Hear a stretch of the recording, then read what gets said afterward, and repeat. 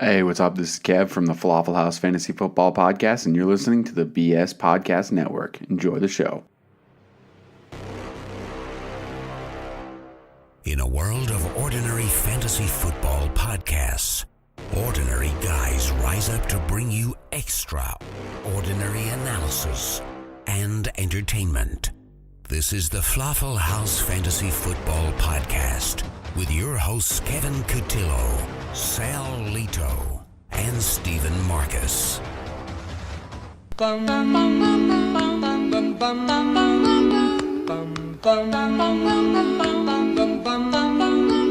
Mr. Sandman, bring me a dream.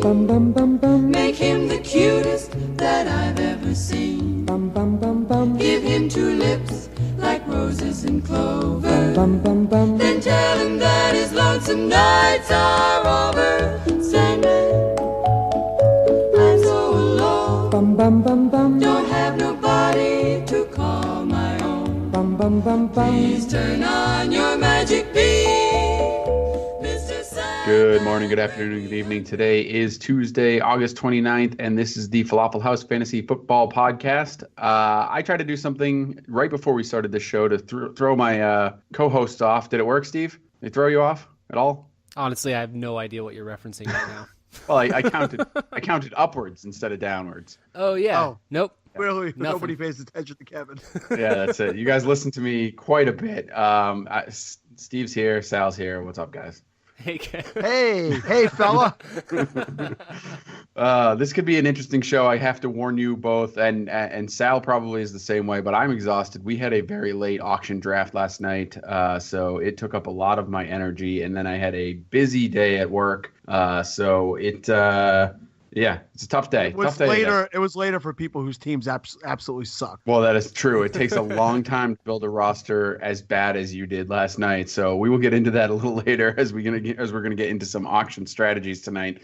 But right off the top of the show, we're gonna give the floor to Sal. Sometimes he has some nice things to say. Yes, it's rare, but I did want to touch on this tonight. So we've all seen the devastation that has taken place in Houston. And speaking from experience, having lived in the heart of the Superstorm Sandy 5 years ago, I'd like to ask everyone who has anything to spare to reach out and donate. I know you've seen some NFL owners donate $1 million today, and J.J. Watt has done an amazing job.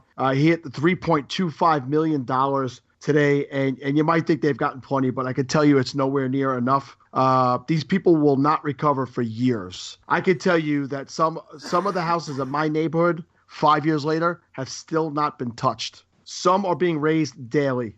Some of my children's friends were forced out and have never returned. This takes a toll on families, friends, and people's psyche. Every dollar matters, and if you don't already follow Jody Smith, that's at Jody Smith NFL on Twitter, give him a follow. Jody lives right there in Houston, in the Gulf area. You can follow along to his videos, his pictures, and he wrote a great article about how him and his family are dealing with what's going on there. Scott Fish is doing a one-timer league. That's a league where you could start, I believe, 5 players a week, use the players only one time.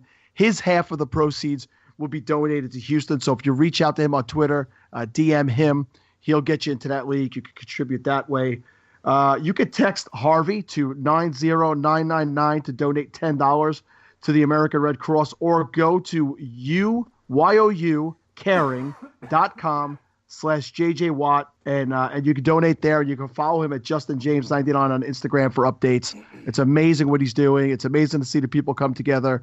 And believe me, long after you stop seeing the images on the news, these families will still be in shelters. These families will still be displaced, and some of them will never recover. So you can never, ever give enough. Yeah, thanks, Sal. That's a great point. Obviously, we've talked about it many times on this podcast, how you can do some good with your fantasy. So even if you guys are starting up leagues right now and you're collecting your fees, take a portion of it and send it over to the relief funds that you have there, any one of the places that Sal mentioned. So great point, Sal. Thanks for dropping that at the top of the show, and hopefully you guys take a listen and get involved. Steve, who does not like to do anything charitable except best ball leagues, donating money to others. That's not nice. That's not true. How are you doing tonight, buddy? I'm doing okay. Very heavy subject to open the show with, but yeah, I give everything you can. I'm doing all right. Luckily, I'm not having to deal with that, but there are so many people that are. So, yes, I agree with Sal. I agree with you, Kev. Give anything that you can. It is going to make a huge difference in that relief effort. All right. So we do have some football. As we've also mentioned on the show, football can take the minds off of a lot of things for a lot of people, for even if it's just a brief minute. So hopefully we can help people do that for a little bit by talking about some of the news that's going on. As I mentioned, we're going to get into some draft strategies, maybe some auction strategies, focused on auction strategies actually, and then we'll maybe talk about some regular draft strategies. That should be it, because we pretty much go along on all that stuff on a regular basis. So we're not even going to try to put anything else into this show. I've already given my bit. I'm done. Oh, that's it. Sal, you have the rest of the night off. Steve, your analysis is suspect at best, so I guess I'm carrying the show here. That's what you like to think. Here we go. We're going to start off with the Spencer Ware news. Actually, we're going to start off with the three big injuries, I guess. We can talk about them all at once. I like to lead off with Spencer Ware because it makes Sal cry. I'm sure you both would like to hear me cry over Julian Edelman. And we can all kind of commiserate around Cameron Meredith together. So let's start off with Spencer Ware. Obviously, big news, came out a couple days after the original injury that it was a PCL injury. He's going to have surgery. Looks like he's done for the season. So, Sal, why don't you lead us off here? We heard you crying. Have you gotten over this? Are you feeling a little better? What's going on with your situation? Man, it's a bummer. It's a bummer. These type of things happen every year to someone or another. And this was obviously a guy for 2 years I've been touting, and I've stuck with him this year, even after they drafted Kareem Hunt, and the Kareem Hunt hype had gotten so crazy. My biggest issue right now is that they haven't put him on IR, and it's screwing up my dynasty leagues where I can't put him on the IR and make movements. But let's get going with that. But yeah, this is a tough one. I have him in a lot of best ball leagues already. I do have him on a handful of dynasty leagues. So it's going to take a little bit for my teams to recover from that. If you were fortunate enough to grab Kareem Hunt early and you got him at a good value, fantastic. He is the next man up, as Andy Reid said. I expect him to get the touches. I think Sharkhandrick West is a speculative ad, maybe as a handcuff if it just doesn't happen. But I think Kareem Hunt is going to get absolutely every opportunity to be the guy. And I think that means the end for Spencer Ware in Kansas City. He may come back next year and be on the roster, but he needed to hold Kareem Hunt off this year. And since he's not going to be able to be there to do it, I think that his time there as a fantasy relevant player might be over. So, Steve, I want to ask you a question because all right, there's something that's kind of been not bothering me. I get it. I mean, I think I understand, but I'm curious your opinion on this. We've seen Kareem Hunt start to rise rapidly up the draft boards. I think a lot of people at this point are looking at him as like a 3rd round pick, 4th round pick maybe. So he's way up there now. What's interesting to me about that is that Spencer Ware, who most people expected to get the majority, or at least Sal and others, a lot of people expected to get the majority of the touches in that offense. Obviously, the rookie was going to come in and steal some, but not completely. Was a 7th round pick. So this is a 3rd round rookie. I get it. He's looked good in preseason, but should we dial it back a little bit here, considering it is a rookie? I get it. It's an Andy Reid system. He likes the one back.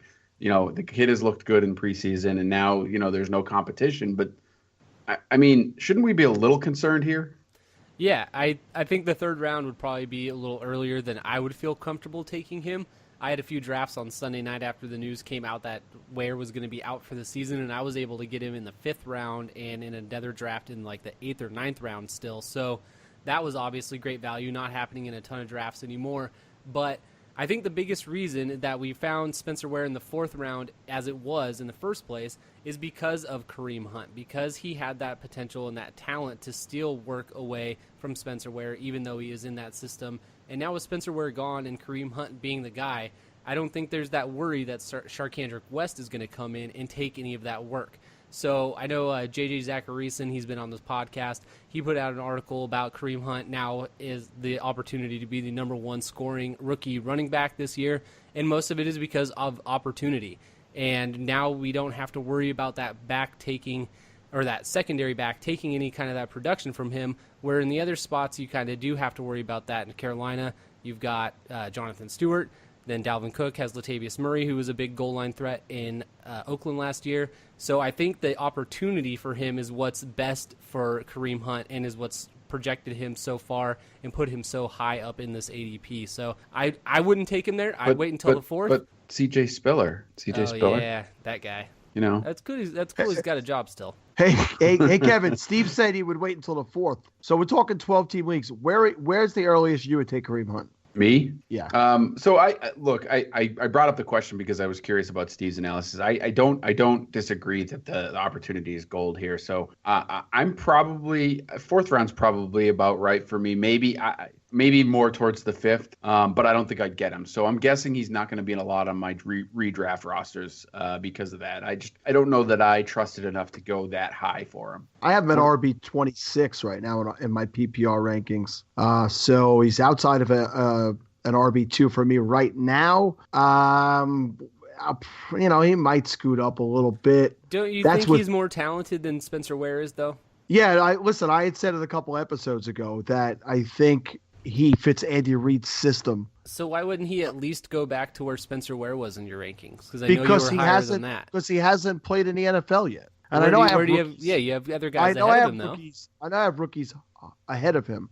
I have guys who had better pedigrees in college and who came in with a little bit more behind him, like Dalvin Cook. I have Dalvin Cook all the way up at 15. I think that Dalvin Cook has been running as the one in that offense for weeks already now.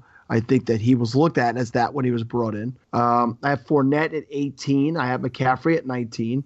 And I did put Hunt ahead of Mixon, a spot ahead of Mixon. So where do you have Crowell? Isaiah Crowell for me is at 17 in PPR, and I hate having him there. And wouldn't you say that he is there because of the majority of it is his opportunity? He's not a knock you down with talent type of guy. Yeah, he's also got a better offensive line in front of him. True. So let's do this, guys. Here's the guys that are currently going in the end of the third and into the fourth round for running backs. Obviously, Kareem Hunt hasn't made his way up there in the average draft position yet. But here are the guys that we're talking about surrounding him with. There's Christian McCaffrey at 3.07, Marshawn Lynch at 3.08, Carlos Hyde at 4.04. Ty Montgomery at 4.06, Dalvin Cook at 4.10, and Joe Mixon at 4.11. Steve, any of those guys, are you taking Kareem Hunt before which of those guys, I guess? I think it definitely a shorter list to say the guys that I wouldn't. I wouldn't take Ty Montgomery over Kareem Hunt and Joe Mixon. I believe when I just moved him up in my rankings, I think I put them right next to each other. So I would take the other. I'm still on the other rookie running backs because, like Sal said, I believe in their talent a little bit more. Plus, I think their opportunity will be fine. But I moved him all the way up to RB16 in my PPR. So I think that he is going to be. I think that he will have that chance, and I think he's got the talent to stay on the field and to be a 3-down back in that offense and be just fine. So I'm not worried about it.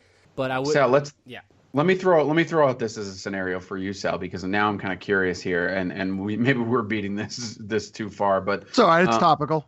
Yeah. So my question to you is, if you're in a like a full point PPR 12 team league, right, and you're sitting there in the draft, and you have, I don't know, let's say the 4th pick or the 5th pick, right? You take a wide receiver at 1.05, and then you come around and you end up getting another wide receiver because there's some good value left on the board. So in the third round, maybe you're looking at a guy like like Kareem Hunt. Is he okay to be your RB1, or are you going completely elsewhere? It's a tough question to answer because I had a guy the other day ask.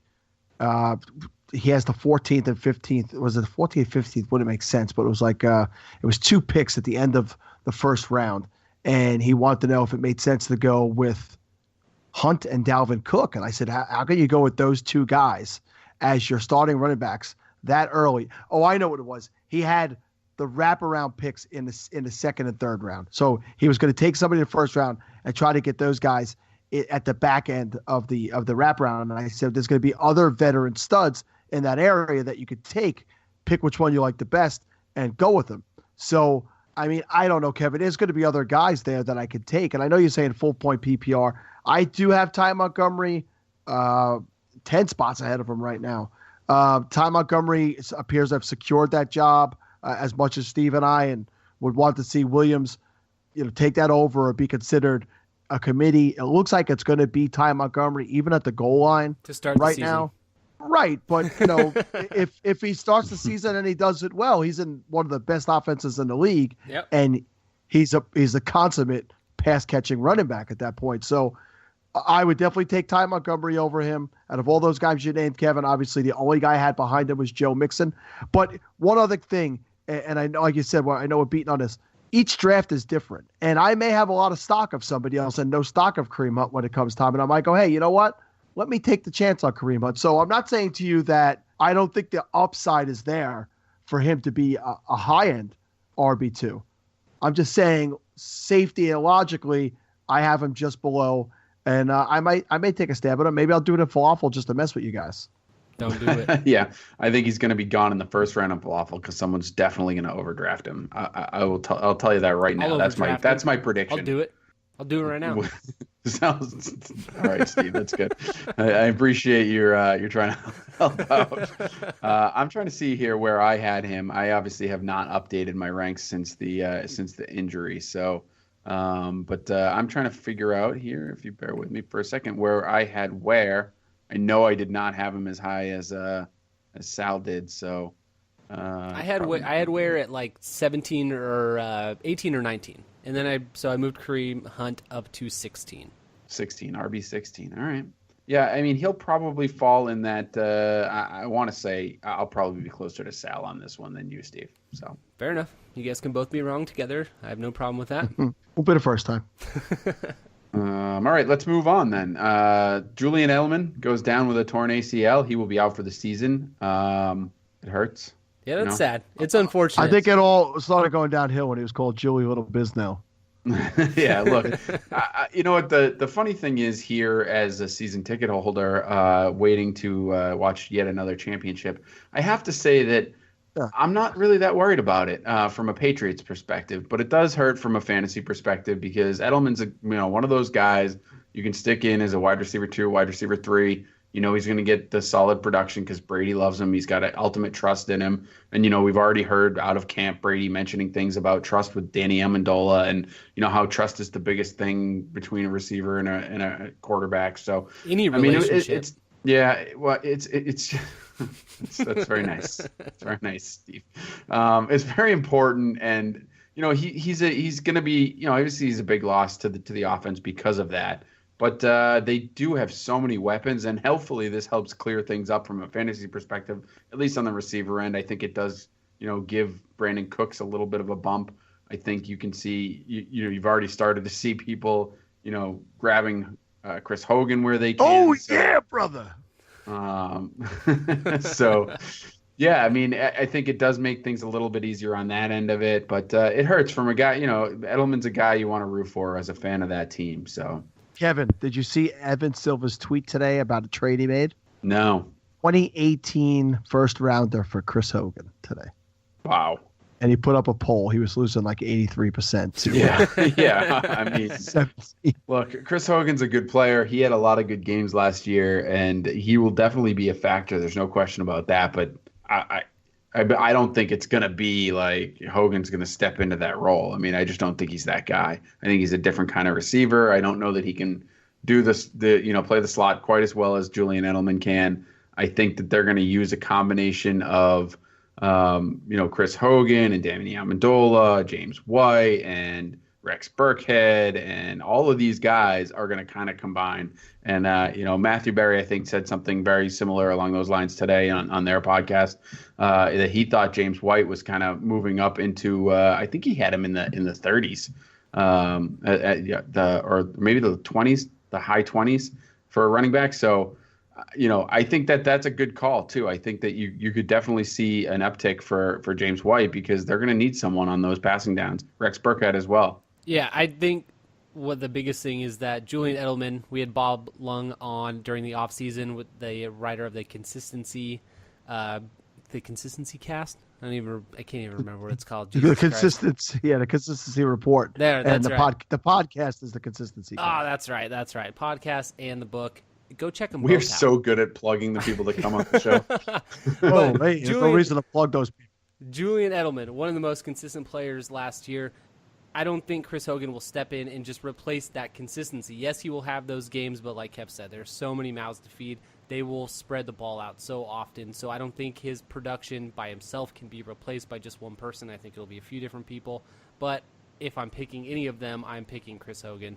So, yeah. The interesting thing for me that could be a benefit that I don't know that I've seen too many other places, depending, there seems to be a big split on Mike Gillislee, right? You either think he's going to be, LeGarrette Blount light, not that he's going to score that many touchdowns, but he's going to get, probably get 10 touchdowns and be their short line guy and yada, yada, yada. Or you think he's probably, there's just too many mouths to feed in that backfield and he's not going to be as much of a factor as everyone else does.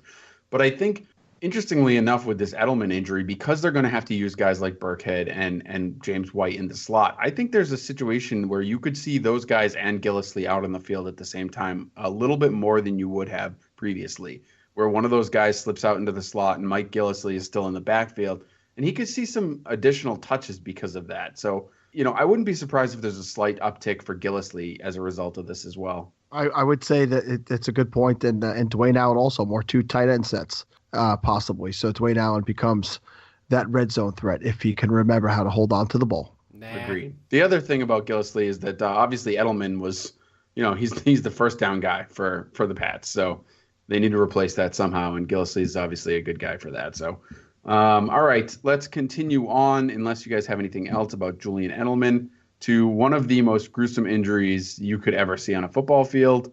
It's got to be up there, right, Sal? I'm assuming you've seen this at this point. Yeah, I wasn't happy that I posted the video in our private falafel chat, but a lot of guys hadn't seen it, and it was there in Bleacher Report, so I copied and pasted it into the chat. It was pretty bad. I've seen some ugly ones over the years. Anytime the leg bends in a direction that it was not designed to bend in, it's not good.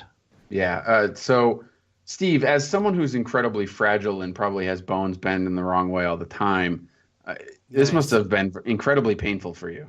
Yeah, there are 3 things that, like, if I'm watching a movie, I'm watching any videos on the internet that I don't like to see break, and it is teeth, fingernails, and bones. And I know I didn't break a bone, but it sure looked like some things were going, like Sal said, in the wrong direction. Not a fan of those kinds of videos. So, yeah, I saw it one time, and that was it. That's all I needed to see. I didn't need to watch that again. What do you do when above the law's on? Do you just close your eyes the whole time? I mean, yeah. Yeah, I do. Wow.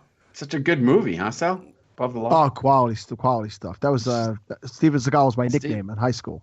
Well, that sounds about right. That's cool. I had a ponytail. So is that true? A lot of guys, they used to call me Seagal. God, that's awesome. That is so awesome. It's possible that you were not as tough as Seagal, though. Well, I probably talked like I was as tough. I'm starting to think you got picked on a lot in high school. Yeah, well, if you had a ponytail, what do you expect? I was cool. I was really only up until beginning of 11th grade. And then I was told anything that hangs outside the helmet, I'm going to cut off. That's what I was told by the... Yeah, that makes sense. All right, so Cameron Meredith has a gruesome injury. He's obviously done for the year. It's possible that he will, in Teddy Bridgewater fashion, he could struggle to see the field next year, at least in the early part of the season. So, good luck to him in his recovery. Obviously, I was very high on him. I think we've talked about it, regularly. That I was maybe too high on him. He's up to wide receiver 13 for you, Kevin. No. He was. I had. Yes, that was. I explained. I believe I explained that may have been an oversight on my part, but I did have him up pretty high. I thought he was going to be a wide receiver too. I think that in that offense there really wasn't a lot else. I don't have any faith in Kevin White. I don't really have any faith in any of the other guys. Be it Victor Cruz or whoever else. Marcus Wheaton or Kendall Wright. Any of the other guys that were there just don't really inspire me with any confidence. I thought that they're going to have to throw the ball to someone because they're going to be down, and I figured he was the guy. He had the opportunity was going to be incredible, And it's sad for me to see him go because I had him in a couple of places where I was hoping that he would step up like I thought he would. So You want to hear something cool? you're gonna say something cool about this guy's injury? No. It's not nice. No, it's not about this injury at all. It's more super cool for me. You guys will like this about me. My Scott Fishbowl team, currently sitting there with Andrew Luck, Spencer Ware, and Cameron Meredith. So No. looking to be off God. to a great start. Yeah, That is pretty bad. pretty rough. So I did have Cameron Meredith on my SFB team as well. I can't guarantee it. I'm assuming I'm going to go 0-1, but we're just going to see what happens. We're going to see what happens here. No, I completely agree. He was the only Bears wide receiver that I had any faith in, and with him being gone, I don't want to try and pick which one of these guys is going to be showing up each week.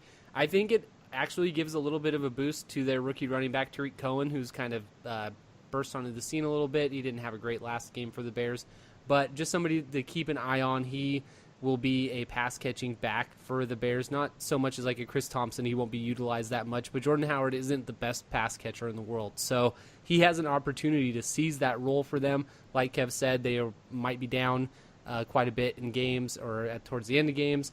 Might need to do some check down work. So I would just keep an eye on that, but I'm not investing any kind of stock in these Bears wide receivers coming up on this draft season right now.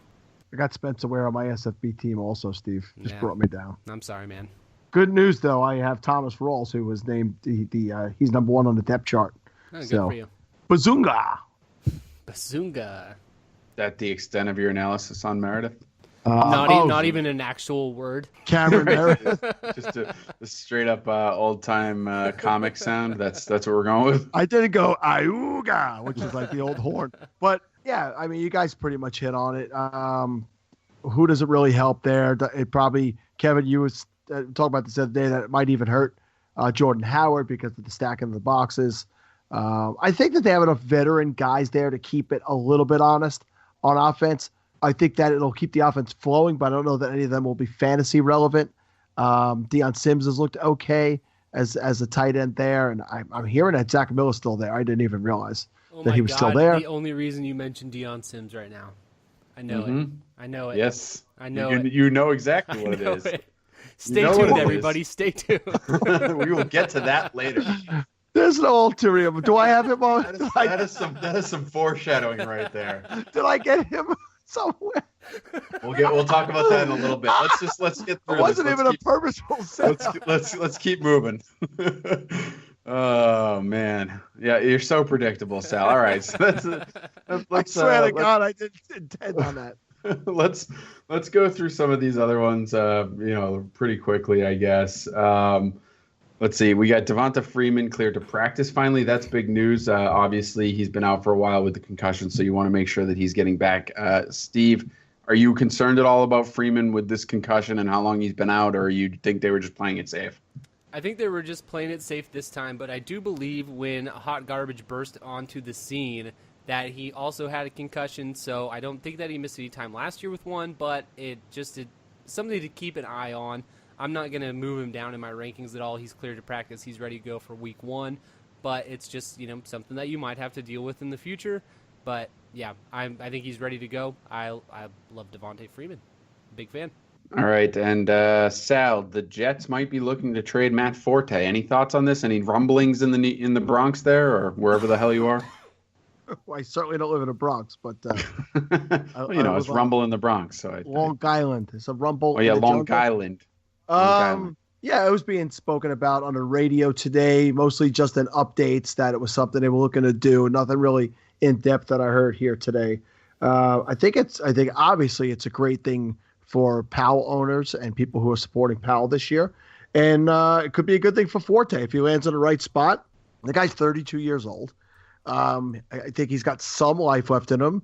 An interesting stat the other day, and I pointed this out in the chat, he got the first 27 offensive snaps in that game. Turns out now is probably a showcase type of thing, because when Powell went in, he went for that big, Kevin pointed out the nice rack that Powell had. He had an 85-yard catch. He had a great rack. Catch and run for a touchdown. So I think in hindsight, looking back at that, when I said it was interesting, it turns out it was more likely they were showcasing him for the possibility of moving him. So I think it would probably be good on two levels for owners of both players if he is moved.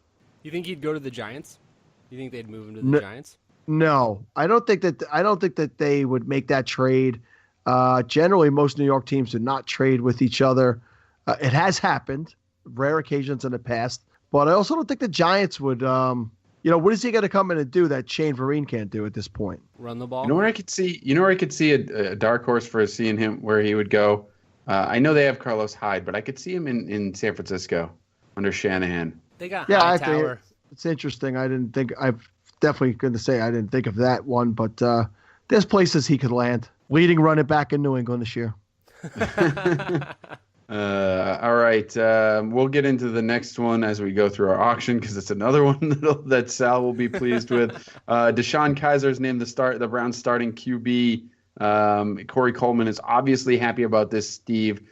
Matthew Berry on his podcast, as I mentioned earlier, says that Kaiser's going to be a top 20 I heard quarterback. That. Oof. Woof. So it's ballsy. Yeah, that's putting yourself out there. That's for sure. You would assume that game script would allow some garbage time type fantasy production like Blake Bortles has seen the last couple of years. So it's definitely out there. You just have to see. I was watching his third preseason game, the one that he started over the weekend, and how he started it was great, but he did not end it very well, and that is a little concerning. But for your boy Corey Coleman, Kev. He targeted him 8 times. Yes. He was only able to catch 4 of them, so that's not great. But half of those were Kaiser's fault because the pass wasn't great. So it'll be interesting. I'm happy for him. Obviously, Brock Osweiler was not the answer there. A lot of people did think Cody Kessler was the best quarterback on that roster, but they're going with the rookie.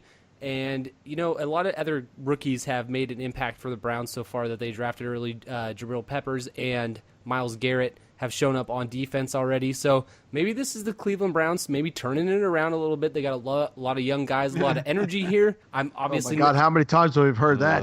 I'm not expecting them to do anything this year, but it seems like they might just be doing something. I guess we'll see what happens. I'm still not buying in on Corey Coleman yet. I'd like to see it happen for a few games before I go all in on that. I think we've talked about it a little bit with Kaiser, right? It's a win-win for them as far as starting him from day one, because if they're terrible, they get a high pick and and they've drafted his replacement in this rookie class that's coming out that's supposed to be spectacular. If he's great, then they find out they have, a good project for the future and they can continue to build off him. So there's really no benefit to starting Cody Kessler. They know he's not the guy. There's no benefit to starting Kevin Hogan because he's definitely not the guy. So you might as well throw the kid out there and see what he can do. I mean, he's got mechanical issues. He's not very accurate. He's gonna have trouble throwing the ball in certain situations. But hopefully the game isn't too big for him and they can see if they have something or not. And I think they kind of have to do it at this point. And without a suitable backup, like you look at Chicago and, say what you want about Mike Glennon, but they paid him money to come in and be the starter. So they'll probably start the year off with him. Same thing in Houston with Tom Savage. They're going to give him the opportunity right away. But I don't think they really have an option that's worth it in Cleveland. So I think this is the right move for them. From a fantasy perspective, I think you're right, Steve. It's wait and see on Coleman for me still. I love the talent. I liked him last year. I'd love them to have a good quarterback to see what he can do. But you got to kind of wait and see.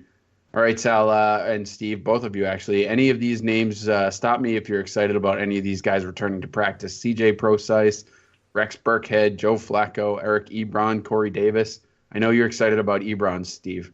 Oh, yeah, super stoked. I can't wait for him to get a couple practices in and get hurt. So that'll be great. Corey Davis, happy to see him come back. He missed all of training camp basically because of an injured hamstring. So he's a little bit behind the 8 ball already, but obviously the Titans thought enough of him to draft him 5th overall. So he is going to be on the field and get some playing time in. I don't know if he's going to play at all in this Week 4 game or this Week 4 preseason game, but he should be ready to go Week 1. And Rex Burkhead, I'm happy to see him back. And, all these other guys. Joe Flacco, that's obviously good for Danny Woodhead type, who's also dealing with the type of injury. CJ Prosise, I know, Kev, you're probably happy about him getting back on the field so he can get hurt yet again, much like Ebron. And not cool, dude. Hey, it's not me. Not cool. Not me, bro. Just not cool. Not me. Just not It's cool. not me, bro. Why do you gotta say these guys get injured? Why can't you just be happy? Why do you salute injuries, Steve? I'm not What's your saluting problem? injuries. You hear this, Sal? Like, can you believe how excited he is about other people's Now's the injuries? point of program where we come to Steve's salute to injuries. My God. Brought to you by the Red. Today he's happy to see Eric Ebron and CJ Procise get injured. Never happy to see that. How many times have you watched the Cameron Meredith injury? I told you one time I can't take it. All right. You just like seeing the news about him being injured. I see. All right. That'll do it for the news. I think that we've covered it all. But we're going to tell you a little bit about the draft app. We haven't talked about it in a long time, I think. So it's about that time. Obviously, I want to remind you to go to playdraft.com/falafel or go to the app and use the promo code falafel.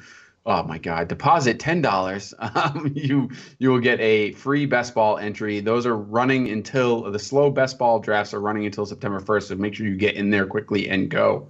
Sal, I know they got some other interesting things going on right there with some new features and things. Anything up there that you want to tell us about? Yeah, all the NFL Week 1 drafts are live and ready for your entry. So as we start to shift away from the best balls, we start to focus. Hello, Ferguson. Scott Fargus. We start to focus on Week 1, and with the best balls, you put your money in, and you're gonna have to wait till the end of the season to prove your dominance to get that money. But you can start doing Week 1 weekly games now. Immediate payouts. They have all different types. They have head-to-head. You go one-on-one with one person. Name your price, whatever you agree upon. They have the Dream Team feature, Kevin. And I know Kevin has already entered one of these. So the Dream Team feature is going to be more like what you've seen on DraftKings and FanDuels, where it's a larger pool of players. You could get in for $1, $10, $100, whatever you're comfortable with, but you have a better shot at winning a prize. So I'm looking at one here. 56 people enter, and 13 people will win up to 1.5 times their money back in a pool like that. And those are going to be, you pick 5 players, 1 QB, 2 running backs, and any 2 of a combination of wide receivers and tight ends, and just score more points. So it's similar to some of those, larger tournament styles you've seen on some of the other DFS sites. And I'm excited. I'm excited to get in there and start winning some money and building up my big, large pockets full of draft cash. And yeah, I'll tell you right now. Oh, I was just going to say, Steve, let me cut you off right there because they also have a 2017 NFL Kickoff Challenge. It's a head-to-head bracket tournament, which is a little different than the Dream Team, I believe you were mentioning there, Sal. It's a little bit pricey. If you're $28 entry fee, there's up to 2,000 entrants, but the grand prize is $10,000 to first place. And obviously it's bracket style, so you're going to go head to head, and it's a good time. I entered one of those. I can't wait for it. It's going to be a lot of fun. Hopefully I get through a few weeks. Even if you come in 512th place, you win your money back. So definitely get in there. I can do that. And yeah, even Steve can do that. So and also, something that the draft app does is for these week 1 drafts and for all the weekly drafts you have coming up, they have that swap feature. So if you have somebody that is in the lineup, ready to go, and you draft them, and they end up tweaking a hamstring on Friday, you can swap them out and put somebody else in your lineup. Not everybody is able to do that. Not every app offers that feature. So you are able to do that right up until their game kicks off. So go ahead, draft freely, and as long as you're paying attention, you can make the necessary changes to make sure you win that cash on Sunday. It's too bad about all those quarterbacks that you drafted that have the same bye weeks and tight ends and all that, though. They don't have anything to help you fix that, Steve. Yeah, there's no fixing that. No fixing that at all. They can't fix stupid. Oh, they can't fix stupid. Yes. I went and is not an option. I went and looked through all my best balls to see how many because draft they posted that if you had Edelman, Ware, and Enunwa and Meredith all on the same team, they would pay you out for your draft for your team. And so I went looking through all mine. I didn't have any that had even 3 of those guys, but a lot of them had Ware. I had a lot of Meredith in there as well. And that was sad. I wish I could switch those guys out for the best ball, but for the weekly, you won't have to worry about that. I'll have to go back through my rosters. It's great that they do things like that. Like I appreciate that, and they're very responsive to the any suggestions you have. You can submit tickets to them through Twitter, and they're pretty quick to respond. So definitely go check out playdraft.com/falafel. Go to your iTunes or Google Play Store, download the app, and enter the promo code falafel when you deposit $10, and you will get a free best ball up until September 1st. So make sure you get in there. All right. That's it. We are going to get into some auction draft strategies now. Woo! And listen, it's been a long time coming, and this is going to be a lot of fun because, well, for me, it's a lot of fun because I was in an auction with Sal last night. And I got to be honest, Steve, it did not go well for one of us. I got to say, is this where you learn by someone's mistakes? Is this the segment where you bring up all the things where someone what not to do during your auction draft? I'd like to think that Sal himself has learned from his mistakes because he does have an auction representing us as a podcast coming up soon. So hopefully he learned from his mistakes. And is it my turn yet? Is it my turn? He can give some. Do you want? No. Wait. Let's start off really quickly here.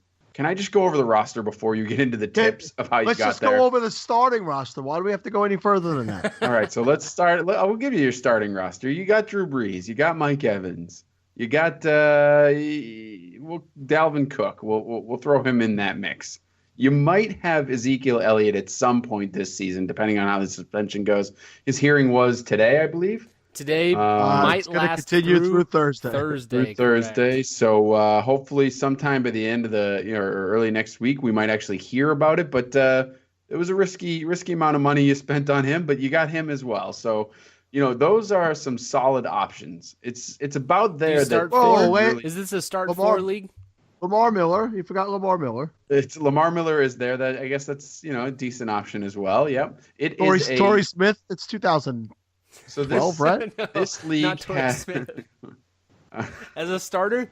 Shut up, Steve. All right, so you start. I got the Steelers starting tight end. It's an 8 start. You start 8 players. So it is a lower, on the lower end of starting players, right? 8 players. It is a super flex league. So having Drew Brees is definitely good. Who's your second quarterback, Sal? Currently, my second quarterback is Mac Hollins. Nope. Oh yeah, he's in there right now. He's in my flex. Yeah, I do believe you have Matt Barkley on your roster somewhere. So yes, that's right. Good. And there's a pretty good chance he'll be carrying water out 16 weeks. So then it's you start 1 wide receiver, 1 running back, and 1 tight end. Obviously, he's got Evans and Cook, as we talked about. He did luck into Vance McDonald, which is one of the guys that we were going to talk about earlier in the news section. $1. Paid $1. He got traded to the Pittsburgh Steelers today, which now makes Sal's $1 investment a little bit better. But last night it wasn't so great. So who's that second tight end you got, Sal? It's so funny when you guys said that before. I forgot I even had Deion Sims. So I'll be honest with you guys. I was not even Steve. It got so let me go over this. All right. The first player I bought was Ezekiel Elliott for $39. So here's where you have $200. Yeah, exactly. $200 payroll bankroll, and Zeke. The price started going up, and I figured he would get up into the 40s. So I was playing along, running it up, and there I was at $39 left alone with Zeke. And suddenly I've changed my stance, and I'm thinking that maybe he should take this to court and try to play those first 6 weeks. So that should be auction strategy number 1. Be careful when you're running other people up on a player you do not want on your team when you get to dangerous territory and you get stuck with that player. Because $39 was far too much for me to pay for a guy who is very likely to miss the first 6 games of the season. And that kind of put me in a bad spot. And it left me trying to recover by adding other bigger players. I paid mid-40s, I believe, for Evans and somewhere around 50 for Drew Brees. So you can imagine hearing those prices on 3 players. Yeah, that's one of the things that I wanted to ask you about while we're talking about this, because I do think it will be helpful. Obviously, you said you just made a great point, right? You overpaid for a player you shouldn't have in the beginning, talking about Elliott, and that made you chase more money. Well, it made me stupidly try to get some other bigger, stud type players on my team to make up for the fact that the other guy wasn't going to be there. And if he does, if for any chance, let's say I would say the percentages are probably 75-25 that he doesn't play weeks 1 through 6. But, if it pays off, if it works out, then I could probably, the bigger names that I have on here could probably carry me, at least in most weeks. I have no depth. What it came down to is I had 6 quality players on this team and $12 left to get 12 players. So there is a solid chance that if Ezekiel Elliott is not playing week 1, you could be starting Ryan Matthews. I hopefully somebody in the NFL will be starting Ryan Matthews. Chris Ivory, the Tusk is on here. I mean, you got some solid depth options here. I have a lot of guys who are number 2 on their own team. Right. Or that's 3. Not. I can't say 4. that's a. Or 4. I can't say that's a winning. Orleans strategy. Darkwa, though. I like how you went with your old friend Orleans Darkwa. Yeah, I want to get him so that I can, form voodoo stuff. Here's what I'll say, and you guys can get into your auction strategy stuff too. I haven't done a live auction, redraft auction in about 5 years. That was the last time I had done one. We have done all the other auctions where you have the 18-hour clock, it resets, and it really gives you time to think over your mistakes. This is, you have 30 seconds to nominate when it's your turn. You have 10 seconds to make a decision on a player if you want to bid them up. And it's not like when you're in a snake draft that you could go look at what other people's rosters are and click around. There's a lot of pressure involved in it. And I didn't handle it well. So I do have another auction draft coming up this Sunday, and my strategy will be completely different. I could pretty much guarantee you, and by then we might even know what's going on with Zeke, that if there's a player I don't want on my roster, unless they are going for a ridiculously low price, I will not be bidding anybody up. Yeah, I think for me in this draft, or in this auction, I should say, one of the things that I tried to do was I didn't want to overspend on any one player. I tried to find value where I could. I think the highest priced guys that I had in my roster were T.Y. Hilton, Amari Cooper, and Todd Gurley. And I don't think I spent more than $38 on any of them.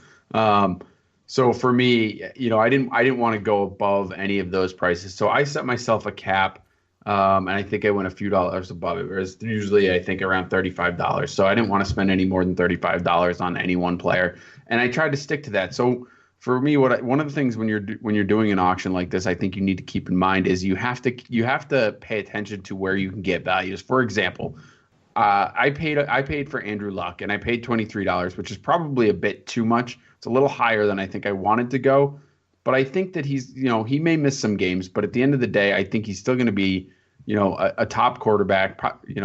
For the games that he plays, he has the potential to be a top 5 quarterback every week. And in my mind, paying $23 for that and knowing that I can then pay later for, cheaper guys like Jay Cutler or Trevor Siemian, Tom Savage, who are all on my roster, who I can rotate through in a 2-quarterback league.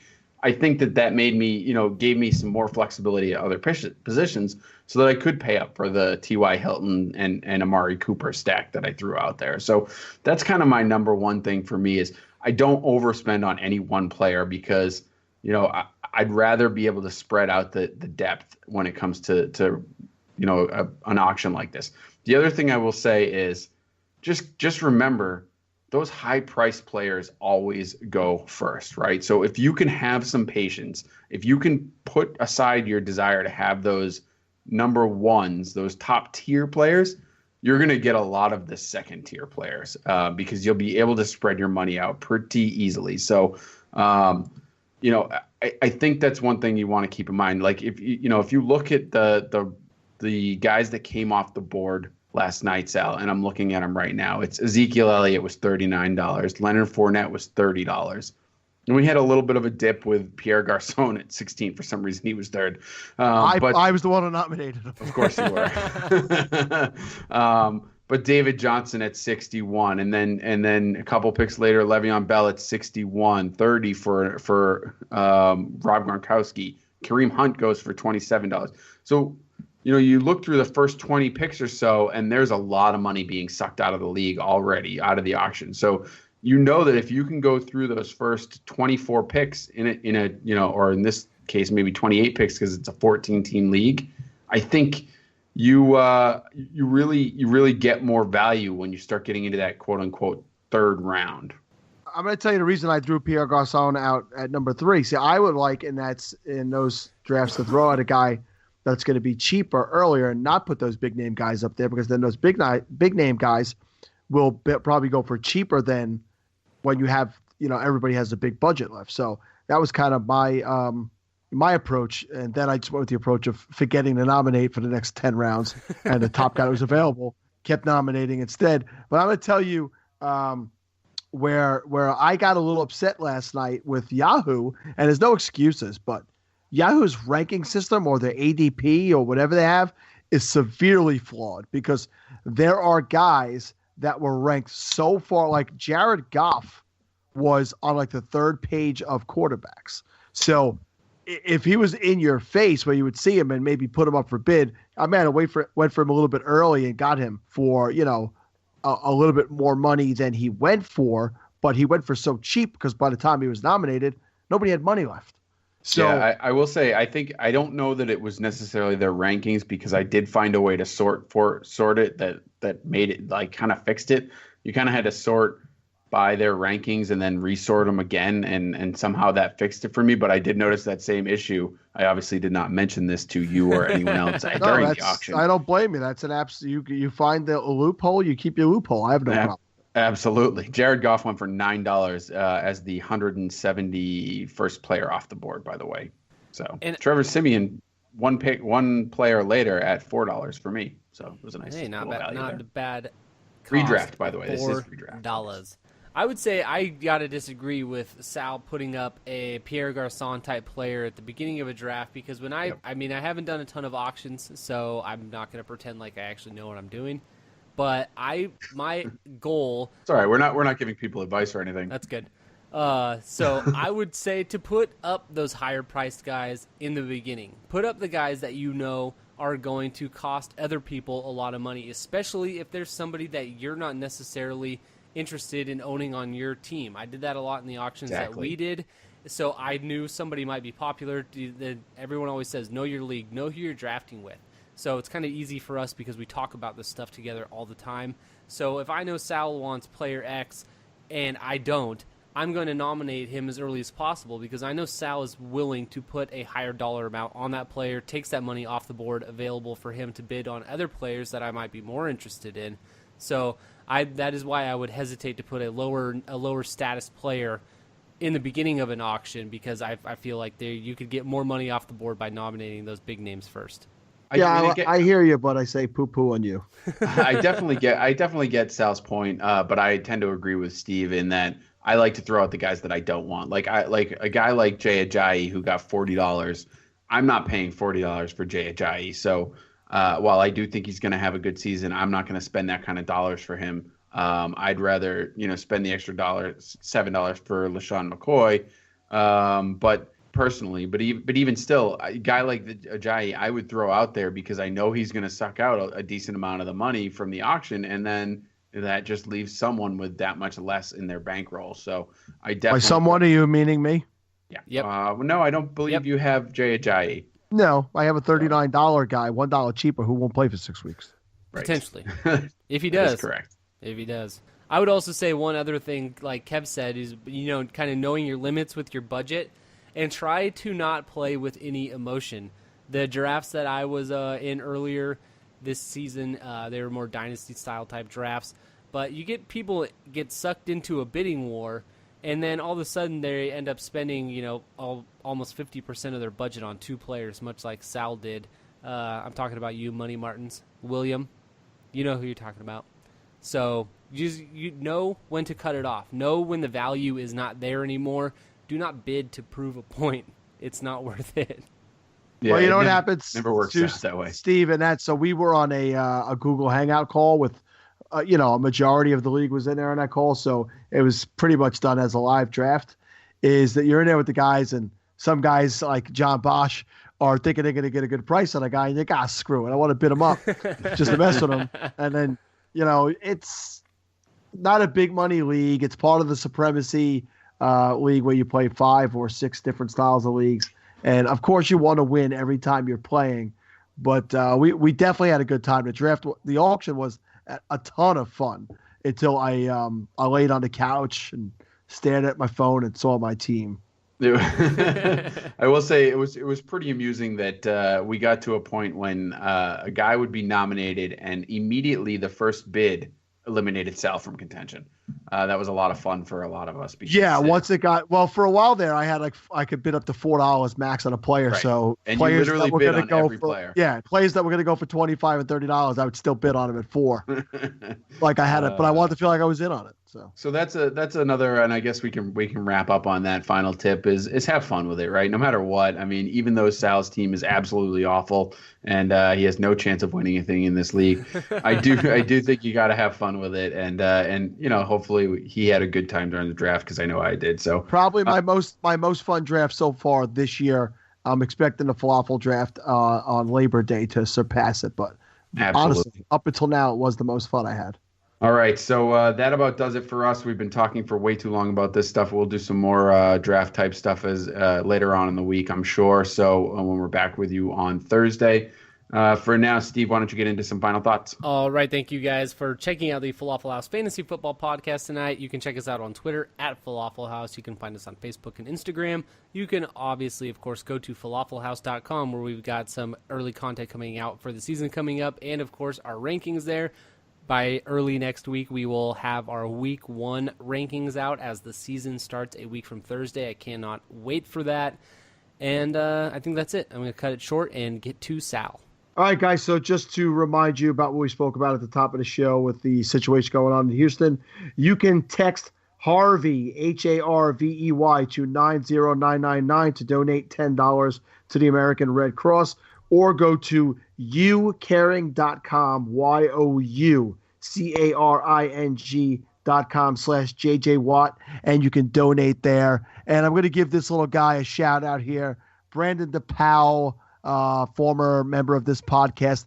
He is recording tonight on the Basement Sports Report podcast, and he is going head to head on Zix Picks. So once you're done listening to this, switch over and download the Basement Sports Report and check that little bugger out.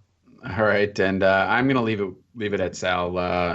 Sal's point to go and check out all the stuff you can do for the people affected by this storm. So check that out, and that's it. We will be back later in this week. Until then, Steve, hit the button.